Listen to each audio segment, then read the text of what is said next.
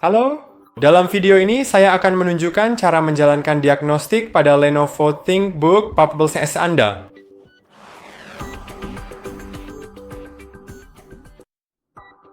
Untuk menjalankan diagnostik, pertama-tama matikan laptop Anda. Jadi saya akan melakukannya dengan menekan dan menahan tombol daya yang ada di tepi kanan laptop.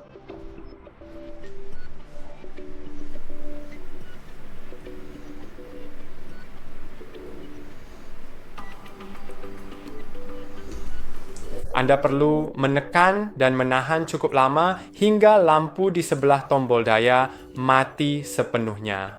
Kemudian tunggu selama 15 hingga 20 detik dan setelah itu di sisi kiri laptop Anda akan melihat lubang kecil dengan sebuah tanda dan itu adalah tombol Novo.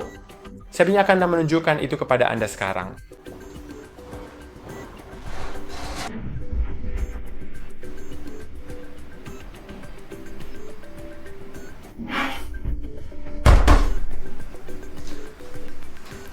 Dan yang perlu Anda lakukan adalah setelah laptop Anda benar-benar mati, gunakan pin, jarum, atau apapun yang muat ke dalam lubang itu dan masukkan ke dalamnya. Kemudian laptop akan otomatis menyala dan alih-alih masuk ke sistem, laptop akan masuk ke menu Novo.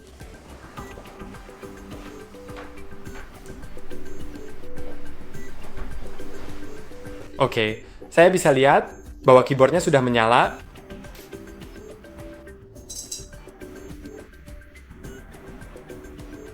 Dan sekarang, yang perlu Anda lakukan adalah menggunakan tombol panah untuk memilih UEFI Diagnostics. Tekan Enter.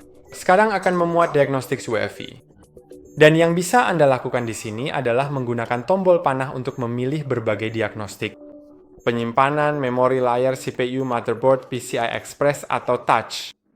Anda juga bisa menjalankan semua dengan memilih opsi itu, atau Anda juga bisa melihat informasi sistem, pemulihan blok rusak, atau informasi smart.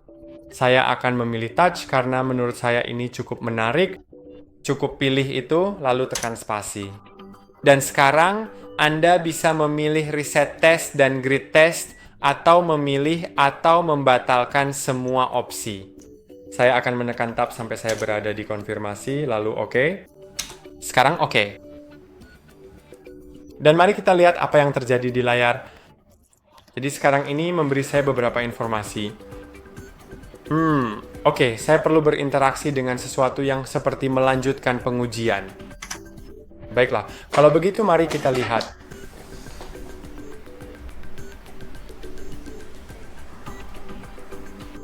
Dan begitulah cara Anda memeriksa apakah jaringan di laptop Anda berfungsi, jadi Anda hanya perlu menyentuhnya di beberapa tempat.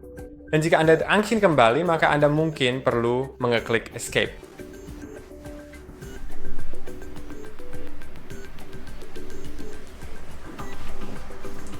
Dan tes ini memungkinkan Anda memeriksa apakah semuanya berfungsi, jika setiap bagian pada digitizer berfungsi. Jadi saya akan pilih ya. Lalu selesai, seperti yang bisa Anda lihat. Dan pada dasarnya itu saja. Itu saja untuk hari ini. Jangan lupa untuk like dan subscribe. Sampai jumpa di lain waktu.